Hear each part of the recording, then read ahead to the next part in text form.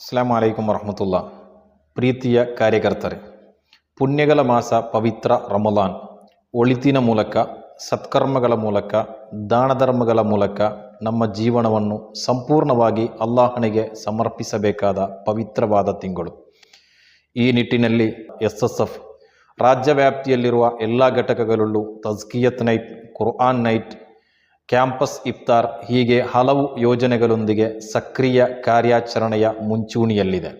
ಭವಿಷ್ಯದ ದಿನಗಳಲ್ಲಿ ರಾಜ್ಯ ವ್ಯಾಪ್ತಿಯಲ್ಲಿ SSF ಸುನ್ನಿ ವಿದ್ಯಾರ್ಥಿ ಯುವತ್ವವನ್ನು ಒಗ್ಗೂಡಿಸಿಕೊಂಡು ಅಧಾರ್ಮಿಕತೆಯ ವಿರುದ್ಧ, ಅನಾಚಾರಗಳ ವಿರುದ್ಧ ಉಲಮಾ ನಾಯಕತ್ವದ ಅಡಿಯಲ್ಲಿ ಯುವ ಸಮೂಹವನ್ನು ಒಗ್ಗೂಡಿಸುವ ಪ್ರಯತ್ನದಲ್ಲಿದೆ. ಇನ್ಶಾ ಅಲ್ಲಾ ಈ ನಿಟ್ಟಿನಲ್ಲಿ ಮಾರ್ಚ್ 14 SSF ಫಂಡ್ ಡೇ ಆಗಿ ಘೋಷಣೆ ಮಾಡಿದೆ.